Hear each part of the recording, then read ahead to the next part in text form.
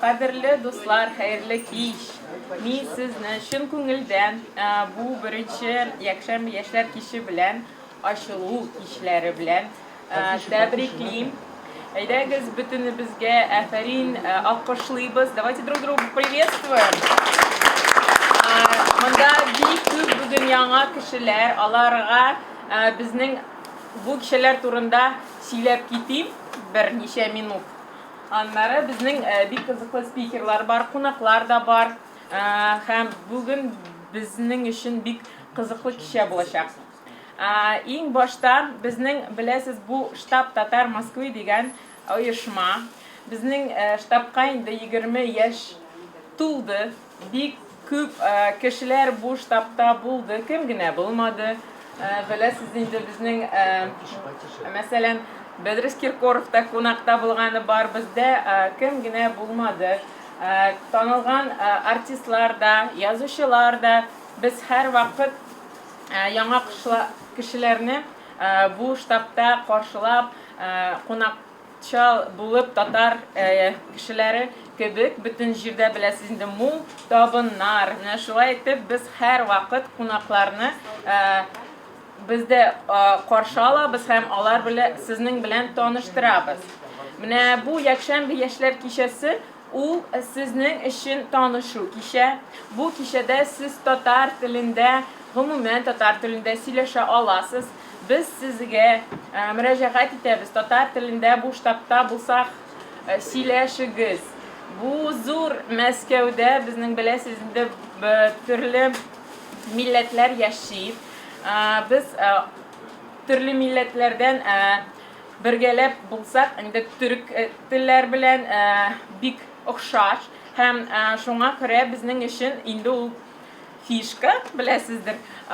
Biz Türk tilin Tatar tugan tilimizni bilsek, Türk tilli kişiler bilen aralaşa alabız. Men özüm Türkiye'de булып кайттым, анда булган türklәр белән сөйләшә алам һәм аларны аңлыйм. Сездә менә Үзбекстаннан, Казакъстаннан булган, бәлки Азербайҗан халыкларын без бит аңлыйбыз. Һәм сезгә дә мөрәҗәгать итәбез туган телне онытмас өчен бу штабта һәр вакытта татар телендә сөйләшергә. Бүген дә әйдәгез менә шундый план куябыз. Бүген татар телендә гомумән сөйләшәбез. Һәм беләсез инде безнең кешеләребездә төрле университетлардан бу елны, менә бу ел уку елын башлаган күп кешеләр менә монда күчеп Мәскәүгә килделәр һәм яңа уку йортларына керделәр. Безнең өчен бу инде һәр вакыт шундый чара. Сезнең өчен дә, безнең өчен әйтүемчә, бүген яңа кешеләр бик күп. Аларны матур итеп каршы алыгыз сездә. Кем каян булса үз шествына алып һәм университеттан бергәләп дуслашып йөрегез. Мәсәлән, менә беләсездер инде без хоккейга йөрибез. Безнең хоккей сезоны ачылды, Акбарс уеннары 2 сентябрь булды. Кем булды? Булдыңызмы, егетләр? Акбарс уенда. 2 сентябрьдә булды беренче уен һәм безнең Акбарс хоккей командасы җиңде 5-2 счеты белән. Менә шундый вакыйгалар безнең шактый күп. Бу вакыйгаларда булуын безнең чатта аны һәр вакыт чыгарабыз. Һәм сез дә үзегез менә сезнең өчен кызык булган вакыйгаларны сез дә чыгара аласыз. Кем безнең чатта түгел? Кто не в нашем чате студенческом? Есть кто-нибудь? Если безнең өчен ул гомумән бик важно, потому что сез анда беләсез безнең киләчәк вакыйгаларны, киләчәк очрашуларны, шуңа күрә сезгә дә бу чатта булырга кирәк. Һәм сездән активлыкны сорыйбыз. Гомумән сез беләсез, без Инстаграмда да бар, тагын YouTube канал сезнең өчен бар, штаб татарская молодежь дип атала. Анда сезнең өчен кызыклы контент чыга һәм сез безнең тагын штаб Татарская молодежь дигән каналлар бар. Анда администраторлар кирәк. Кем актив һәм бу каналларны алып барышсы килсә, сез миңа килегез һәм без сез белән сөйләшербез, ничек шундый кызыклы мәгълүматларны чыгарырга. Тагын бу җәй ничек үткәнен сез беләсез, менә безнең видеооператорыбыз Руслан. Бүген бик кызыклы видеорепортаж булачак. Сез ничек җәйне үткәрүегезне без сорашабыз һәм анда biz sizden aktivlikni şulay sürüyüz. Her vakit sizin için bu content. Biləsiz indi bu content biz Moskva tatarları nişik Moskvada yaşaganın күрсәтәбез. Hem onlar indi ondan bilə nişik biz yaşayız. Şulay yok. Bu Moskva tatarların yaşavın tağın biləsiz studentlar kimdir kitə, kimdir qala Moskvada işləb. Bizning tağın var da şunday şartlar qoya biz biz bilan birgələşib qoya bolsa da yürüyübüz, səyahət etərgə barabız. Анда безнең студентлар зур өлкәсе, әлбәттә студентлар чаты гына түгел, һәм безнең төрле чатлар бар. Теләсәгез без покатушки дигән чатлар, анда без инде һәр вакыт төрле кичәләрме, анда кино караумы, тагын төрле вакыйгалар анда да бар. Тагын безнең иң төп каналыбыз Штаб Татар Москвы дигән телеграмда, Штаб Татар и Башкир. Анда бөтен мәгълүматлар чыгара. Тагын инде сез беләсез, менә бу август азагында безнең идейный вдохновитель без. Бу безнең якты җылы и безнең хуҗабызның туган көне булды. Һәм әйдәгез бергәләп аны котлап алабыз. Рөстәм абый. Минем бер сезгә, значит, мөрәҗәгать татарча сөйләшәйек. Татар телен онытмайык. Әйдәгез менә үзара сөйләшәйек. Туганнар белән, күршеләр белән, дуслар белән. Татар теле кемгә кирәк ул менә? Менә без аны сакларга тиеш, киләсе буыннарга тапшырырга тиеш. Татар телен, татар җырлар безнең, татар биюләр. Әйдәгез бергәләп татарча сөйләшеп, татар телен саклайбыз. Саклайбызмы? У нас еще также есть призы и подарки. Также хочу дать слово Марселю Максютову, нашему медовому магнату. Хайрлы кишләр, Ахтарам Джамагат. Небольшая предыстория. В общем, сегодня сижу на скамейке, ем шаурму. Все как обычно, хорошо, приятно, вкусно. И в один момент ко мне подходит бабушка. Бер Авикеля, русская, как я понимаю. И говорит, разрешите присяду? Места, говорит, нету. Все, садится. Я говорю, все, отлично. Я уже доедаю практически шаурму, она в это время ест конфету. Как доел, она начинает со мной вести диалог, беседу. И спрашивает, говорит то, что вот недалеко от этого места есть церковь. И возле этой церкви есть кафе. Она говорит, ты можешь прийти и покушать. Чем это, говорит, шаурму есть, типа, береги свое здоровье. Вот, говорит, там вкусно кормят. Я говорю, хорошо, Рахмат, спасибо. И диалог потом переходит в другое русло. Она начинает потихоньку делиться своим жизненным опытом, со своими наставлениями. И она спрашивает у меня, ты, говорит, наверное, не православный? Я говорю, нет, я, говорю, мусульманин. И дальше диалог еще переходит в более глубокое русло. Я, говорит, тоже, говорит, у меня, говорит, дома есть Коран. Она сама православная, я, говорит, периодически его открываю, читаю. И, как она говорит, то, что религии, они являются опорами для жизни каждого из человека. То есть есть определенные незыблемые правила, на которых основывается религия, и как бы мы их не можем поменять как люди. И, соответственно, они являются той самой опорой и удерживают нас от мерзких поступков. Я такой, интересно, соглашаюсь, интересная мысль, потому что Просто так подошла бабушка, такие интересные вещи говорит. Я соглашаюсь с этим. Говорю, да, интересно. И дальше я говорю, ты что, с Башкортостана? Да, сказал, что вот я мед продаю. Было дело не без этого. Она такая, молодец, там туда-сюда. Вот, говорю, здесь в Москве учусь. Она говорит, молодцы. То, что приезжаете, то, что учитесь. Она говорит про семейные ценности. Про важность семьи. Про то, что необходимо поддерживать связь с отцом, с матерью и со своими родственниками. Я тоже с этим соглашаюсь полностью. И говорит то, что мужчина – это кто? Мужчина – это защитник, это воин для своей семьи, своей родины. Тоже приятные слова. И к чему я веду? Потому что вот такой простой диалог. Просто сидишь, ешь шаурму. Вроде ничто не предвещает такой интересный диалог. Подходит бабушка, начинает такие интересные вещи говорить.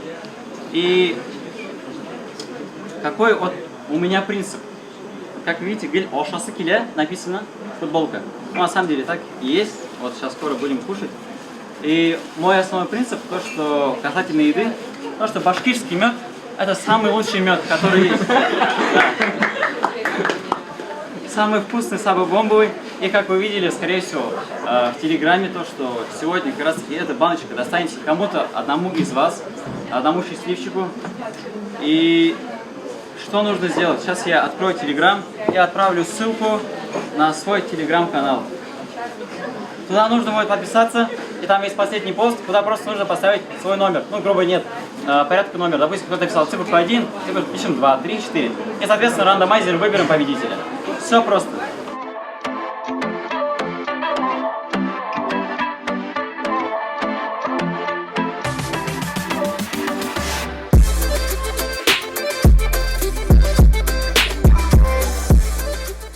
Я думаю, было бы классно, если бы каждый скинул свой какой-то определенный канал, в котором есть благо. Я знаю то, что вот Рустам ведет канал, он может свой канал скинуть. Я знаю, кто-то еще ведет канал по-любому. И, соответственно, не обязательно смотреть этот канал. Конечно, по мере необходимости это было бы круто. Но вы можете просто этот чат, этот канал заархивировать. Но уже классно то, что подписчиков больше. Поэтому это моя мысль, чтобы мы друг друга поддерживали. И сейчас Гульнара подойдет.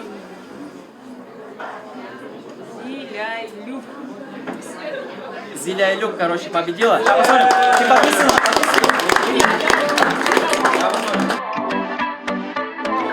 Все, отлично. Все, Зиляйлюк получает мед.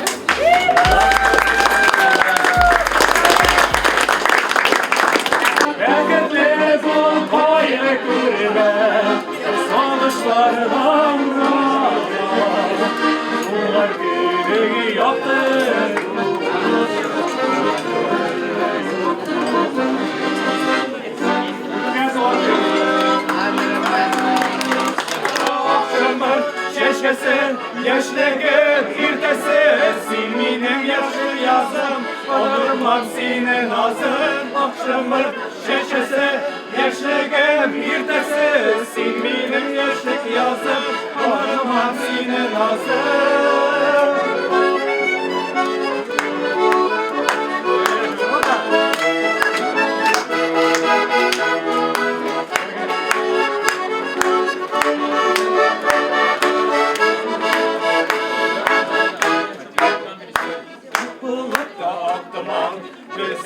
Yürgen uram, silminim yaşlık yazım, unutmak sine nazım. Yolda aklıma, bezike yürgen uram, silminim yaşlık yazım, unutmak sine nazım. Şeşese, yaşlıgın bir dese, silminim yaşlık yazım, unutmak sine nazım. Akşamır, şeşkese, yaşlıgın bir dese, silminim yaşlık yazım, unutmaz yine nazım. Hurdaylar güne zeyler, sularında insanı. Hey hey, vursa dalga karlar yavar, varra milli tuzanı. Hurdaylar güne zeyler, sularında insanı. Hey hey, vursa dalga karlar yavar, Vursa dalga karar yalan,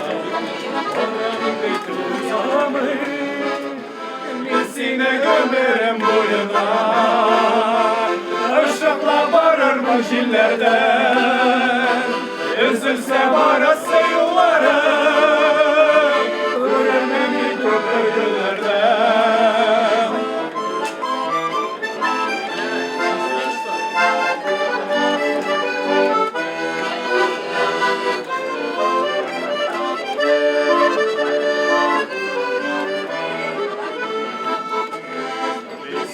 Varırız bayana Bir günde kürelmez aradan Hasrete öler besikeye Şidyalarda salsa yarama Birisini gömerim boyuna Aşıkla varır mınşillerden Üzülse barası yolları Vururmen bir kömür güllerden Birisine gömerim boyuna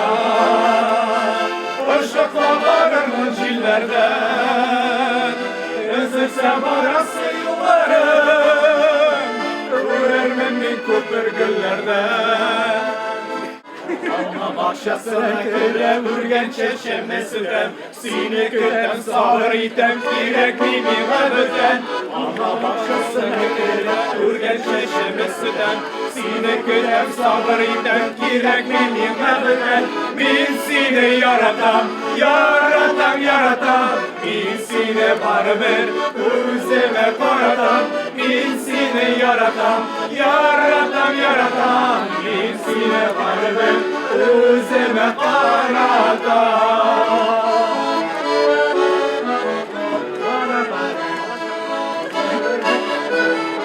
Sandıqaştı gürsen yine yolga tezilgeneren Vergen belmi yüreğimden yine ezilgeneren Sandıqaştı gürsen yine yolga tezilgeneren Vergen belmi yüreğimden yine ezilgeneren Binsine yaratam, yaratam, yaratam Binsine barber, üzeme karatam Binsine yaratam, yaratam, yaratam Binsine barber, üzeme karatam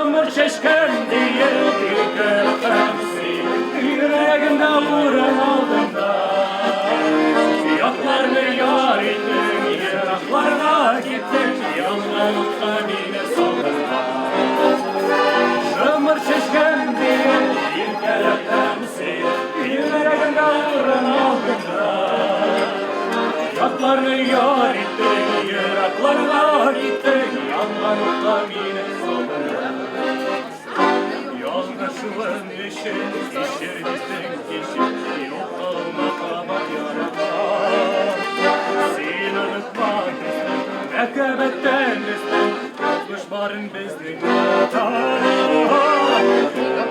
Tek yazdım, sevgisi yılmasın Kim sana bizke düşür bir Yüreğimde yüklen, sine lafı itken Çıkarılan